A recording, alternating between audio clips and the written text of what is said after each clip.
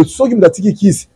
ba demo wana ogene ko sala alliance na bango ba otika ote neti bakaba dakumuda wana parce que ba dakumuda basali ba alliance mo impact moko ya mabe makasi ba bomi ba to ba sacrifier ba passer ba mabe makasi et quand dakumuda eza nini tellement dakumuda na spirituel na vie de prière vraiment na mona ki vona ki muke makasi oui azani musanza ba vie de prière vraiment ki muke parce que ba ka wana ba bisika ya utu ne fare azala mine intercession na kondra musu mtabimisa il fallait faire ça dakumuda na intercession ake manana bala ya spirituel o ba demo wana o asali la ba ko malade na nzoto na malade ya spirituel de kota na nzoto mutu te ça pour ta famille peut s'accès azali mutu mona ba ko dévoiler monde na ba combattre ye na mona nzambe ba face bele na mona nzambe ko biminanga sous forme ya moto ya moto epela nzamba bimelo ya sous forme ya moto epela moto eloba na mona nzambe ko biminanga na forme mo ya bizarre le roi mutadi boma bizarre na simbe ba wando lobelanga na ko sipote nguye singa na mona ba face bele nzambe ko biminanga na zo apparition nzambe plus de 7 fois pe ba mamesanga ba cimetière eza esprit mabe za cimetière les humains lobala oko ki en enfer yo ndo invoka bato bakufa soko moni mutakomi ko invoquer bato bakufa. La salle polyvalente Mama Albertine est désormais à votre portée. Votre nouveau cadre idéal pour vos événements avec une capacité de 200 personnes est là. Vos fêtes de mariage, vos collations de grades académiques, vos anniversaires, vos réunions politiques, réunions de famille ou d'église, voici où organiser ces événements dans des conditions optimales. Nos services, le protocole, la sécurité, le parking, le DJ, la chambre pour les mariés, le service d'achat boissons, décoration et autres services traiteurs. Chez nous, nous vous assurons également une salle de sport avec une séance de 3 fois par semaine, le tout pour un abonnement à un prix très abordable. Notre adresse, 12e rue industrielle, sur l'avenue Fifi Body, numéro 15, dans la commune de Limété.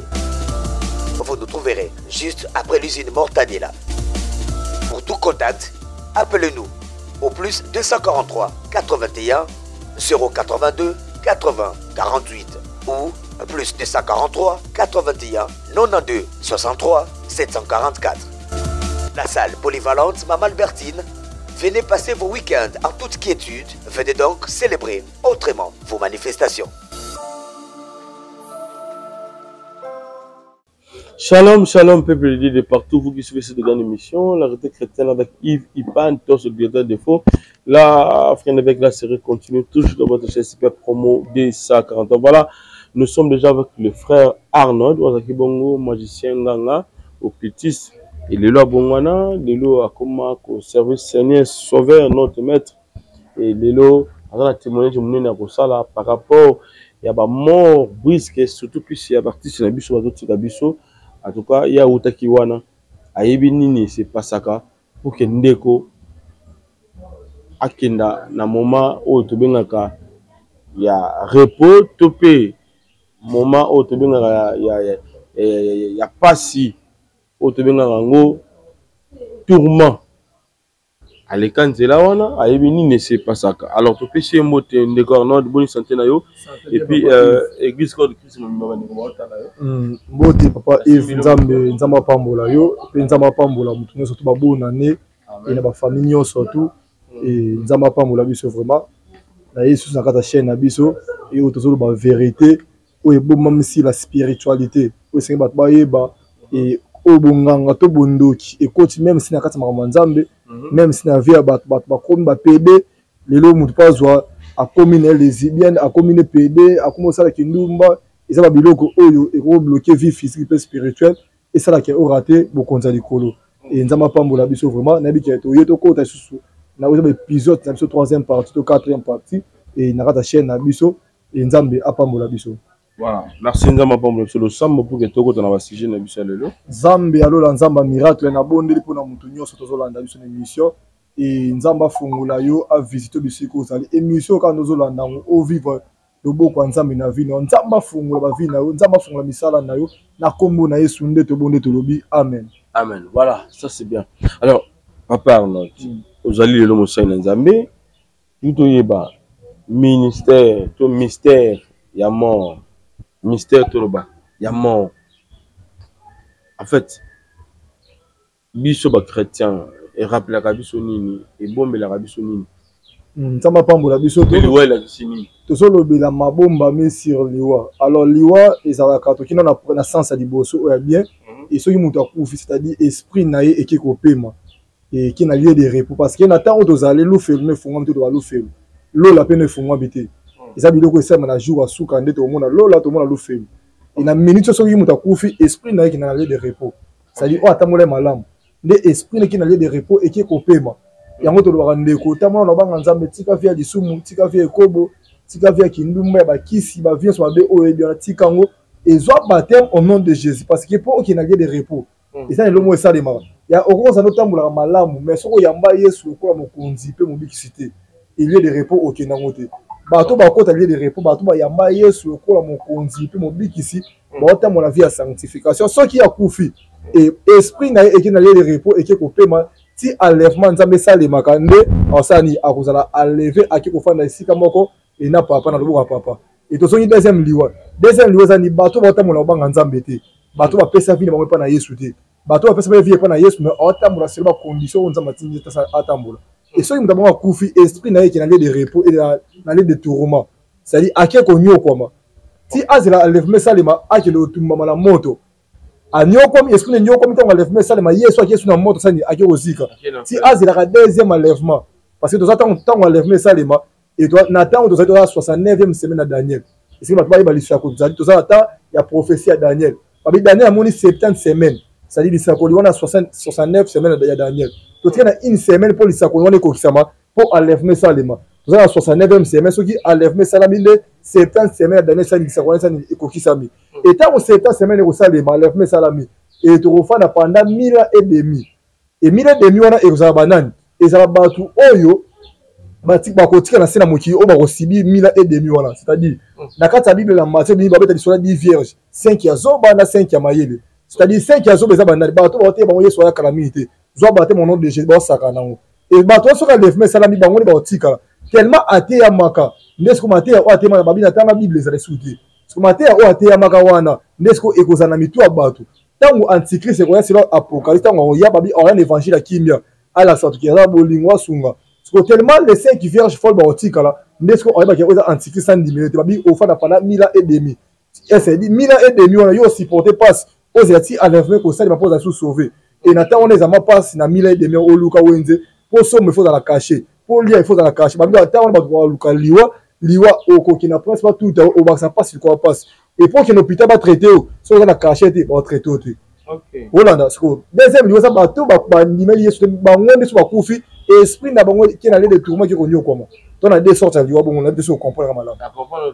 c'est ça deux sortes à liwa bongo o za ki ba tu ba kufi yango na bi chrétien il faut on dimela Yesu autant mon affaire sanctification autre ki ba kisi ndeso ki okufi esprit qui na repos qui ne peut pas et liwa on za ba tia pour na mutu selon ma commande nzambe bi ke mutu akufa 120 ans selon Bible il bi ke mutu fa kufa 120 ans le to mo ba mort ba to mo mo na mo ba 15 ans akufi moi na bébé akufi moi mon âge mon 25 ans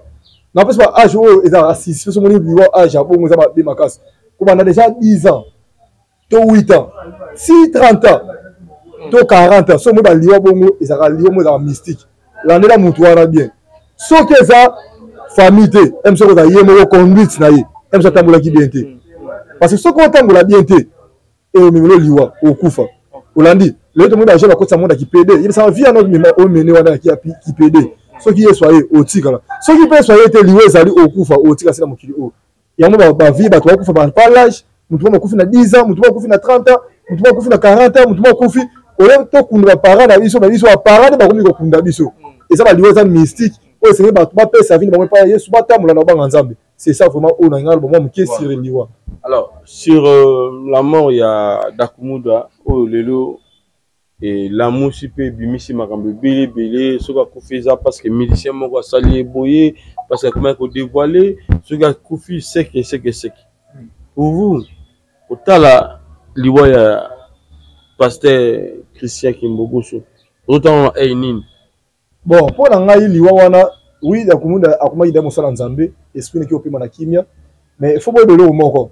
na so makambo onga na biki yango pe na vivre yango oui bah toi témoigner c'est pas témoigner bah que liwa les spirituel bah toi bon c'est ça sur spirituel parce que malade du hors meko bela wana soki mutatiki kisi landa bien so mutatiki kisi ninga natika kisi tana bongo ni mutema na komaki ko ba apparition ba demo mo bimelanga ofanda boy demo bimelio olala boy oloti na ndoto ofanda boy oki même si l'émission na ko témoigner boy ba demo ko paraître l'émission là oki we accident ngala bilo anda kuna bilo libala na ngezika na ko témoigner ba témoignage ndako grand c'est na tema na tawana ndako na ofuta ndako mu studio avant na zo ndako na komi nango na ofuta studio na bon mabilo libala na ndako grand c'est na ko ba témoignage des mois qui ba des mois la témoignage ba kinaba tout mada ndako grand c'est na epela moto bilo ko tuwa mariage zika na bandela bilo deuxième fois madame Lela omona eza bilo mo soki mutatiki kisi ba des mois wana ogene ko sala alliance na bango ba otika ote neti bakaba da kumuda wana parce que ba da kumuda ba sala ba alliance mo impact mo ya mabe makasi ba bomi ba tu ba sacrifier ba passer mo mabe makasi oui abongo ni mutema Yesu andimeli Yesu mo kozo bikisi mais makambo etali ba biloko ngena sala soki dimension spiritualité za mukie osambela mukie to ba catégorie sala nzambe mususu mo ki oza pasteur mais dimension ya losambo vraiment et pas les raté mais attends mo sala nzambe ba catégorie les ali o to ke muto vraiment amtama wombi ya luka nzambe muto asambela muto agénera te muto taninga mo sala nzambe et kaya da kumuda za nini tellement da kumuda na spirituel na vie de prière vraiment na mona ki voyez ki mukie makasi oui azani mo sala nzambe na vie de prière vraiment ki mukie parce que la quand on a ba bisika ya utu ne fallait azala mine intercession na kondana musu mutabimisa il fallait faire ça da kumuda na intercession akem manan et soit akem intercession neta ko basiko comme azani musala azani appel nzambe nzambe benga siko tanga ko na intercession nde siko wana ko kuma nete évangéliste asa ye nzambe siko so ndo kemi intercession te ko mo musala nzambe o likimo musala nzambe nde ba digane sa imaka mo ba parisi wa demo mo landa malade ko kili kila mo bela pamba abela malade ya spirituel o ba demo wana o asali la ba ko ko malade na nzoto na ye na ndenge nini maladie za spirituel bongo peut-être que vous avez ils ont héréditaire ya famille peut-être que vous yo que le monde bisao satana to pe bandoki batambulaka a collaboration na famille la na mamna biso bien au moins bandoki tango sa musala na o ndoki a quartier ngali ya mutu eloko ali bosefa ki na famille na bino la na mamna biso mamu na biki na sala tata ina monde kisi so la ki na famille munda ina kanga mutu mo to sa kama so ngolo para na mo malade na mutu mo so ngolo para mo malade eloko ali bosefa ko za la communication na bandoki a venir na bango olandi bango bato bapesanga accès et bandoki a venir tala kosi a communion na bango bapesanga accès nelo kesu bandoki ya famille na bango bandoki ya famille na bango mone ça bandoki ya famille la ndenge wana mama mulili ya mama physique te to so pe to yike na bike emsu koko mambo to tani na karani na mona kindoki bike na mona kindoki za boy koko na bango za kindoki ko ne boy bengi tato nyoto sa ilo boy pour moi na boy yena opesa so accès maladie ya spirituel de kota na nzoto mutu te ça pour ta famille peut accès olandi famille ne font la porte wana avenir font la porte wana c'est-à-dire makambo qui ne salaka bazonga na kati mo vraiment na ti ba leta na biso nti boye par exemple leti ba sola so mukila ba kanga mutu so akoti na commune wana il va besoin kini na commune avenir wana ya quartier wana akina ba soda commune wana asengi bango ba be ngoni lettre nini ba singa lettre mo autorisation qui est na kanga mutu na commune na bino. C'est-à-dire commune et pesa autorisation des na monde qui doit. C'est-à-dire famille faut pesa autorisation quartier pe ndimi yango nde malade na son ikosi na nzoto mo. Omoni nde siko malade wana mo malade comme spirituel et là ti moment nzoto mo pe physique o mo bika yango. C'est-à-dire bakaya da komune ki maka ba komba o ya bika bunda ba monde akota ki yango wana ba boki malade wana. Ona yango malade wana ikosi na nzoto na yo. Siko et paraître siko physiquement boy. Parce que comme il fallait assembler la macasse. Oui, les musiciens ont collaboré pour combattre le pays. Parce qu'il y a des gens qui ont dévoilé le monde pour combattre. Net nga dévoilé le monde pour combattre. Ce sont les vie de prière mouké. Il y a beaucoup de conséquences. Mais Nzambe sera permettre de Nzambe ne permettre à liwa et quand on a vie à moutou. Holandi. Nzambe ne permettre à liwa et quand on a tout à moutou. Et moutou wana kufa. Moutou wana kuta na problème so ngolo pakala. Et cela na malamu. So nzamba boy aboy, so nzamba ndimi andimi. Ça dit nzamba neta a permettre mabe comme na vie à moutou. So nzamba boy ato saine ne simbate. Holandi. Ça so nzamba tiki moutou mususu nzamba permettre la bonté na so na molimo na to na tika ba so na bongo ngolo nzamba neta permettre makamwane comme na vie à moutou. C'est ça on a ngalo ba ngwana. OK. Et Melilo, tu remarques une chose. Bandeko babongo na mingi bazwaka temps ya ko vivre longtemps te na sia mutonga malama po ba perdre bango te tu zakani au moins monsieur nzambe moko azaki mopagano lobi azaki mutakisi azaki magicien so ko musale na nzambe ta ibele za ibele pena te pour kia umela mais ba pagano ba ko umela ibele ko le kaba o ba osale na nzambe en fait zakani nzambe ni atia perdre ba milimo na ba ko tuni bon eza ka pa baka kadi bosala nini mutu susu ntama otaki mutu ya bongo ni motema mosona tiki a vivre mikolo bina mokili akozonga na monde wana pona perdre âme na été c'est nga nzambe na zwa olandi ngabe na biba so abonga mutu ni ba kisi mais abonga mutu atili lo c'est na nzambe ya leti bakana biso boy na bongo mutu ba na 2009 le 2024 na sana c'est na nzambe te le na ko winda za évangéliste lo kamba église akufite kwa o ba epa tonga na sinepe na ko kufa pe mais na kufite kwa c'est-à-dire kapa kanza mota ojete o so na tiki akufa c'est fona zwa o te na tika za la kaka super ozongela monde mutu super ozongela monde wana nzambe ne dayeba ndenge ke akosala ba ngolu ne pa mutu so mutu akufi ezaki nzambe mo ayebi kana aso na tiki mutu wa mususu ke akopengwa akozongela mukisa na zo molimo na asani akeni c'est ça que il faut que ça abongo ni mutu me fa ou meta kufa te on ba kamanzambe mo na bana na pourquoi beaucoup maga ba pasteur beaucoup maga ba évangéliste ba prophète mutu na ba kisino mo komika pasteur vraiment et le retourner mutu faut que ba pasteur mimi bo yamaka sur internet et mutu mo très important ngai na kuma musala nzambe te na sentiment ya ngai kuma musala na sentiment te ngai la ba bo na musala nzambe o ngai na bongo ni mutu mo na yambi yeso ko mo contrôle bikisi na kimaka na l'église tana kimelo esenga na zongi asiko mambo sabi na tana kimaka na mo ba apparition ba démon mo bimela ngai tana mo ba apparition démon mo bimela ngai na ino beta jeu ba jeu na biso bije mo ba casino ba tsa ba pièce mo tibo ba essence ba pièce wana na no beta jeu na casino ba lianga mbongo wana simo moto mo chana suka mo na biki na beta ba timo chana bongo na mo demandela kuma suka tana beti ja ba lenga mbongo et pesa nga kanda wana mo sabi na sabi la kina église tato plutôt ba suma manzambe te na kota mana musindo na mo te taba lenga mbongo na biki ba jeu ya mbongo nga so beta ja mbongo ba lianga te soit lenga première fois deuxième fois troisième fois ouais ça c'est numéro 10 quatrième fois nga no lia mutu na mbongo na kina kota la toilette na beta numéro mo ya kisa mbongo na kina mais na bongo na mutema tala mfutu wana zala na beta numéro la toilette na beta numéro na bima na zo mo cabine na kosa la cabine ya unité na beta numéro na koti na kata ya casino wana na beta première fois pour gérer sur la beta ngo na tanga numéro wana première fois ba fuma lianga mbongo deuxième fois lianga mbongo troisième fois lianga quatrième fois lianga te fuma na donner au dia mais na beta numéro na ta balianga première fois deuxième fois troisième fois quatrième fois balianga cinquième balianga mbongo tout oh numéro de raté te balianga mbongo pesa kanda na bi mais numéro est raté comment raté ndenge na maka la tinel ya commune ngaba o ya biso ya commune ngaba wana na matinel ko maka tinel ko ta tinel wa basa fanda na fulo ba mo vomé le fanda na fulo na boy na beto na kara ya mi balé et ça fanda place mo déjà bien na beti kara ya mi satu na bi maka commune ya kianza wana entre kianza na kisangani na commune ngaba na bi maka wana bo ba fufu te na salité pa ba ni place wana excuse bo limisa moi pour la terre et so ça va fanda place mo te place na bien lia biloko wana maman concert c'est zone na surtout imba mo o ma mi mono na ba na mo na église les pasteurs ka linga parce yo oza monto bongo ni monto masika il faut ça une intercession sika musala kota intercession et tant ma côté intercession ba comme l'autre ya ba ndoto tout monde oté ba bongo évangéliste ba bi rien nga évangéliste nga on penser dans mbongo be na vie nga na sunga ba église na soutenir l'église et comme évangéliste ndi na bi rien nga on samsa nzamete na yo ko na bondeli na ba na ko na bondeli 40 jours ba me déranger en vie tant la ko bondeli 40 jours né na yo na apparition nzamba bimeni ngai tant nzamba bimeli nga na zo apparition nzamba plus de 7 fois nzamba tant bimeli nga na no lobi nga ma vie nga lobeli nga nde na yo zo confirmation apparition no dagi nini bon abimangi na couleur nini abimangi nini azaki nini bon apparition on nga mona ki nzambe alataki nzoto ya mutu mais couleur ya bleu ciel mapata olandi nzambe azana longi fixe te ya nzamba kola tapi longi ya mutu ya musala nzambe mo songolo par la bimeli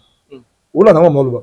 na mona nzambe ba faso bele na mona nzambe ko biminanga sous forme ya moto ya moto epela nzamba bimelo ya sous forme ya moto epela moto eloba na mona nzambe ko biminanga na forme ya bizarre le roi mta diboma bizarre na simbe ba wando lobelanga na ko sipote nguye singa na mona ba faso bele nzambe ko biminanga na zo apparition nzambe plus de 7 fois na loba plus de 7 fois na zo apparition nzambe ndeno ba yeza nzambe avant la soirée yemo aza de ko se présenter bi nga nzambe boye ta kuye ko to mbata likambo songolo par lobby c'est l'un de la vision azwela kina moni daka etanga lobby neta a chaque fois na mona expert nga kienda ça ya yebisa na mukinga nzambe no kala minute bato bongo na mitema na ba bien tant corona ebeta na mukili nganza malobela ngata na zo par exemple bimeli ngalobeli ngabisi yesa na mukili nganza na calamité aola ka malade beti mukili mobima matanga na kuma corona te ala malade beti mukili mobima so ki l'église Jésus révèle ba biso na pesa si to bonheur pour l'église Jésus révèle église moto bonde mais l'église ma ba semaine boye pas corona ebeta mukili olandi na luka ngote comment on nzambe na senga ngote na bonde nzambe bimela ngasa na ngabote na luka ngote na senga ngote plus de 7 fois na yaka na koti mabonde nzambe senga ngolu abimeli nga natika ko luka ngote natika ko senga ngote ezaki kala ba bonde na kotaka ndenza masani abimeli nga c'est ça vraiment oh na soki apparition nzambe ko bimela nga et tant que menga na seke oza mosali nzambe oza évangéliste nene oza confirmation nzambe na nzambe mosali nzambe na évangéliste ah ndesiko ba duto sani ekiti papa spirituel nga berger je suis le kamba pasteur je suis le kamba kunzu ndi asanga ki il faut ko na formation to former pour mosala nzambe ni na kota na formation na soir matin na kota na formation ni na kota le normal musala nzambe na moteya église Jésus révèle quand même ko sa seta pour kamba makala na janvier le 29 ko sa seta au monde so matin de 2009 si na bande église pe na ko si seta kala militaire mais d'accord moi de pas 8 ans moi je me souviens bien il y a cela lelo to ko ba 9 ans na qui na témoignage na ye a do témoigner na campus université de Kinshasa ou en tant que bon motema si alors pasteur de sa émission wazali bongo père spirituel nae abi a ce qui est en préparation na ezoli ta 4 ans néanmoins pour que bomo na ndenga komaki ko salela nzambe wana azoli ta pe mulai alors nga dans la vidéo il y a cela 9 ans na Congo promotion ki bomo na ndenga zo témoigner makamba sala et puis na concert on a 4 on a pe na concert déjà na 4 azoli ta na ye azaka mosala nzambe boyende bato ba candidater azu pe na ta pour que asalela ye mais nanga mona yo moto akufi kati na bakisi kati na magie no critisme et ça ma ndenge bakendaka wapi et puis akendaka wapi ndeko na so ke peut-être na monde yo ya bana ko utiliser plus comme serviteur et ça ma ndenge bon dans le but de bana te soki comprendre bien la Bible so utakufi sans nzambe asala bakisi esprit ne ekina lié de tourment et qui konyo kwama olandi tout ça de sorte va liwa yo la na biso moi surtout sacrifier mutu ya mutu ala journée ko quitter c'est ba kati mutu ala ya msunza mabaka kufa ça 20 ans mais mutu ala kufa na 40 ans landa bien so ba sacrifier mutu ala na sika fois qui ne sa musala c'est ba comme c'est esclave aki ko travail olanda malamu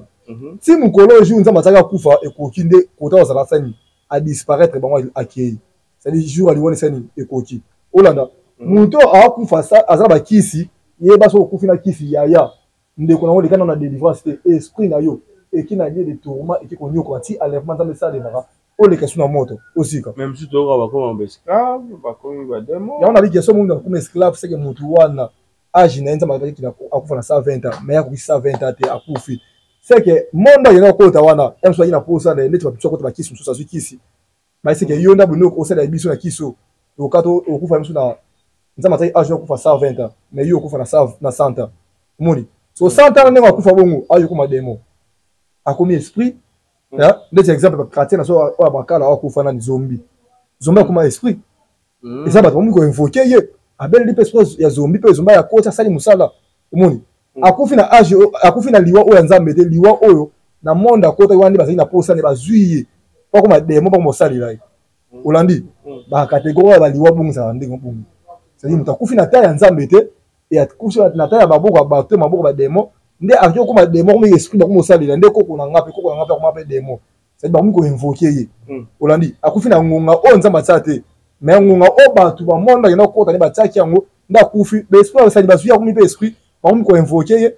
ba ko sali lai yango ko kufa na kisa mabe ya limela Yesu comme contrôle bix o le kana délivrance nzamba sunga vina ndenge ni musuba kenda ko sala peine na bango na kati ya batom tout monde peut musoy na Pierre Tombala mutu abandi ko belela esprit on a que ça soit le pasteur tout monde peut batu ba ka ko belela ningo pasteur a ko belela ndakufa akebele la pasteur akufa ke sambela liboso tom na tout monde na bon so ko moni mutakomi ko invoquer batu bakufa c'est le makoma nzambe za mabe makasi eza péché to sambela na kombo ya Yesu Masia pe ba mamesanga ba cimetière yo ki obela em so ke pa net so ya papa yo kufa kata famille ko nyo koma papa lunela biso bituma ya yo kasi papa na bituma na eza ba esprit oyo renga ba cimetière ya landa bien za ba esprit na ba cimetière yo beleli esprit ora esprit na papa mno ki sala musala to papa mno ki lo sambola yo eza esprit mabe za cimetière les humains lobala et là tu to papa la bino okebe na buto loti papa bimela ki ngai ya papa saki likamsongolo pakala boy ya eza papa te eza ba démon spirituel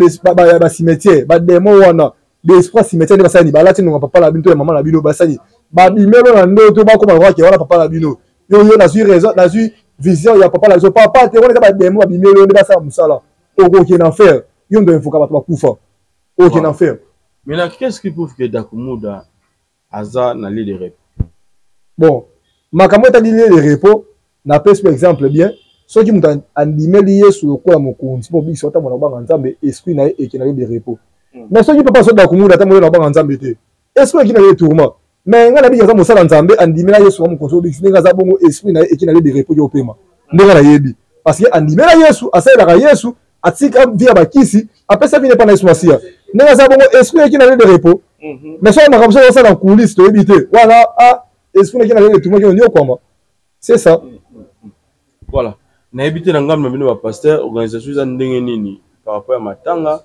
et puis pourquoi accusation zo ya plus ya ba musiciens ya musique mondaine que ya ba musiciens religieuses donc la musique religieuse voilà. Bon pour na ka wana ba pasteur ko sangala pour na kopesa solution to pina matanga ya dévotion Dakumuda na bike ba confession religieuse ali o baza ba konzi bazali ba dodo kamba e ba sonika futa ba konzi ba RC bazali bango ba bini ba sala par rapport à mosala nzamba kufi et na yebite so ba bongisi ndenge nini biso so ba tuma boye to yebi na sote na sa moyi o c'est simple de humanité ba to ba yeba ndi wasala na bango ba pesa ba contribution par rapport à la confession ba sa ba contribuer ba pesa pour na matanga ya Dakumuda c'est ça vraiment on ngalo ba mwana alors conseil na pesa na batu ya yo linka via kisi hein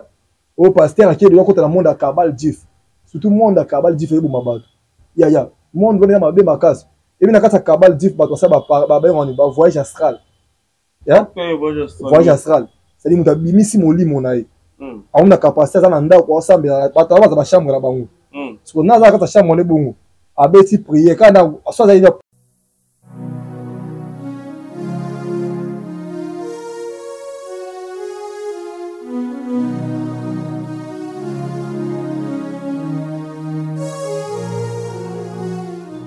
Allô ma fille,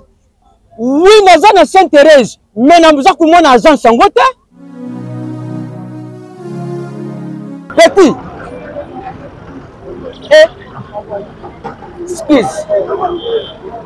Nous avons cyber service. Nous avons 0 mètre sur la station. Il y a un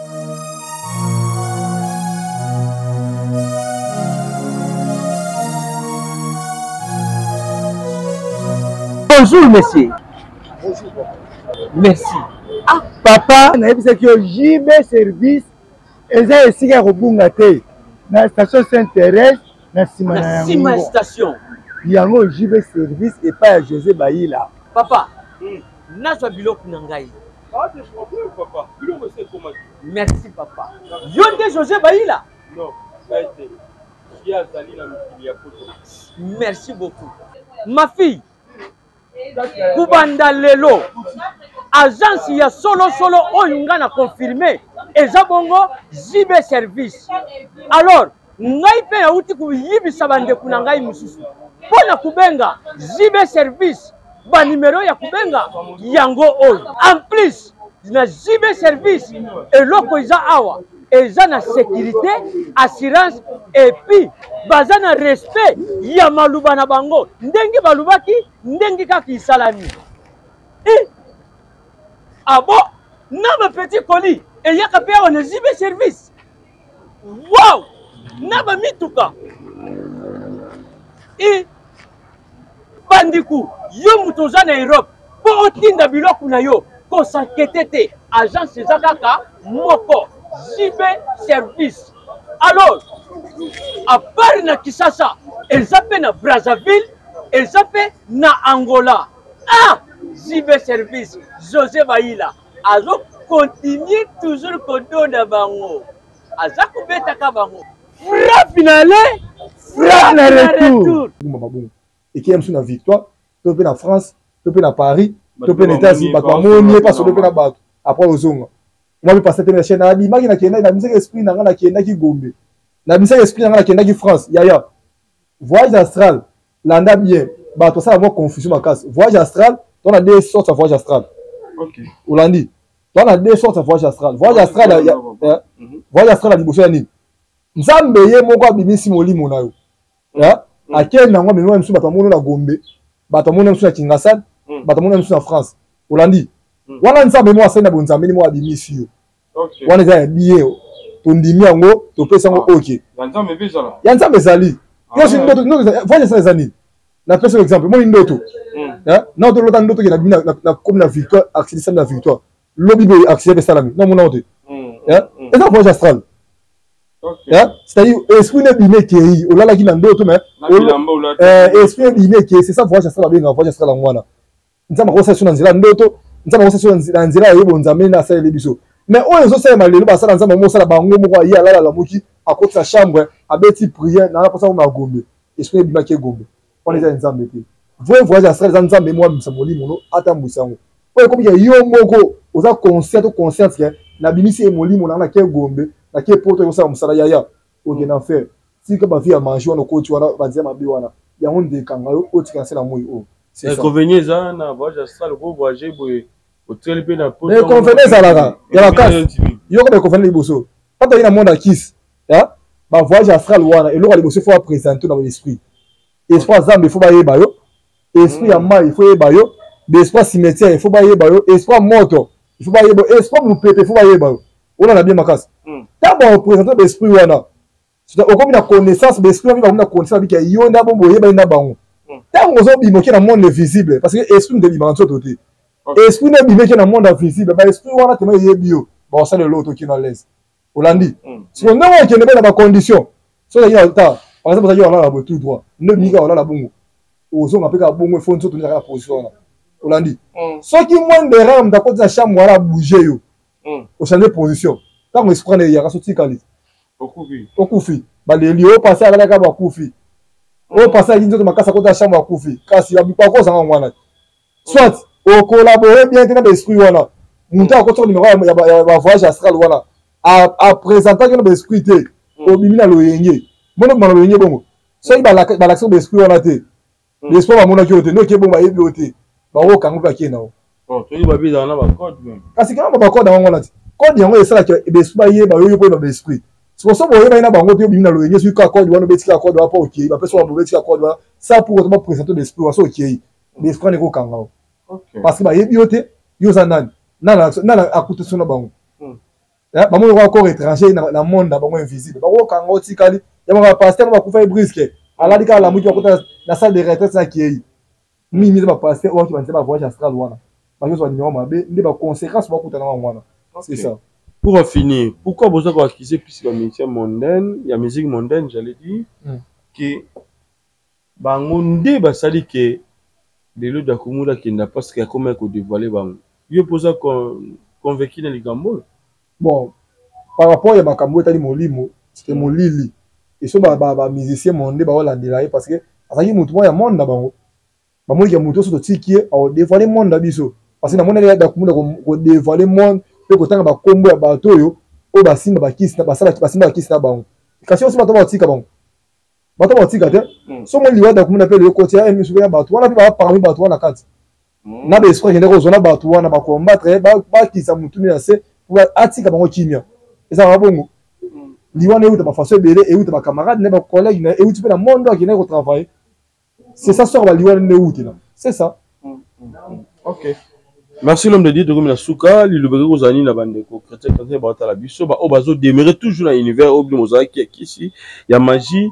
et ba simbi ba grigri makasi aussi bazana kata kindoki. Li lubere ozani na bandeko wana obazo continuer alors mbote na 2-3 personnes aussi de sambo parce que de côté année c'est 2025 déjà yango to moni nzamba kotisi biso ensemble biso na bino. En tout cas, Nzamba Zalokomo. Lilobego Zanini, et puis, programme, il y a veillé à l'élo. Et puis, Mambo, tu as 2-3 personnes, numéro de téléphone, le Sambo. Voilà. Lilo Basou Kesali, on fait son conseil, on a jeune serviteur, Lilo jeune serviteur, Lilo Ebele, Memami. et nabi qui na lobela ba mission monsieur oya et ba komi ko ba sala nzamba komi ba parrain ala parrain na o simba na monde qui na lobela biloko wana et o sala nzamba mo sala komi parrain na ba so akotsa monde qui soit c'est que yo na kiso kota o pour sala ngo bien faut que na parrain no pasteur songolo pakala boy alors qu'il a coûté les pasteurs à parrainer pour asimba na monde qui sia jeune serviteur oza papa oza mukolo oza mwana muke yo kangai ngala uti monde wana ya soki yeso ayo otika sali nzambe na nga solo tika ba via nzela ba kabal jif tika ba nzela ba kisi tika ko tsa bitata na sala ole mona o ba mai ko mela mundo ko posa ila nzambe bien ya tika ngo e ko simela nzambe kisi te ngai na kamwa ko makolo compagnie azali na yo travailler ozo simela kolo compagnie kisi tika kolo compagnie yebo ko asimba kisi na compagnie na mabiso mo simela kolo compagnie kisi ça soni odo sa force ya ba chrétien ya nzamba leki ba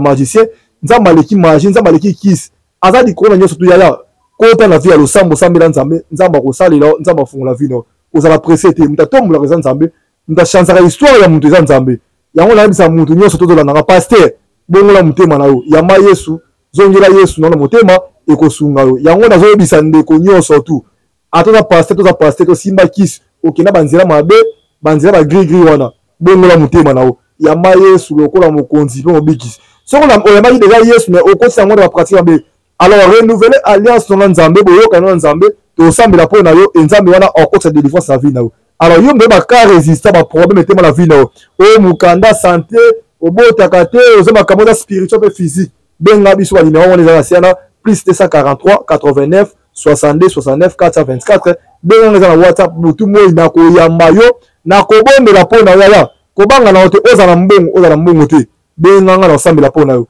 nazala posa ya baba ya yo po o sambela nzambe fo zaka na passe te sambela nzambe même si na mbongo na yo na passe na bisengo na luka nzambe na vie na yo nzambe wana okota délivrance na vie na yo alors lelo to na veiller de prière le 31 décembre to na veiller to na 22h à 5h kozanga te na bengi bato yaka si avenue Kisangani numéro 11 quartier Kabila commune Makala sur université toza wana to sambela lelo na 22h ti 5h yaka to louer nzamba ensemble yaka to sambela nzamba ensemble et 2025 eza année à changement nzamba ko changer ba vie ya bato belé à condition que autant mo banga nzambe ozala na se lokola nzambe nde nzambe wasani aokangula soki na betsa ko libaku na kati émission na biso limbisanga na za mutu na ko betsa pe libaku na za ndeko na yo et nyonso ya yo limbisanga e nzambe wana apambola yo yo ndela problème ya difficulté simba bisko to bela na sambela pona okomona loboko nzambe na vie na yo nzambe alo na nzamba miracle na bonde pona mutu nyonso lo nanga o vivre miracle pe changement nzambe ko na vie na nzamba tombola yo a changer histoire na yo a kotu na saison na yo 2025 eza année changement a changer histoire ya vie na yo na kombo na Yesu nde to bonde to lobi amen nzamba pambola biso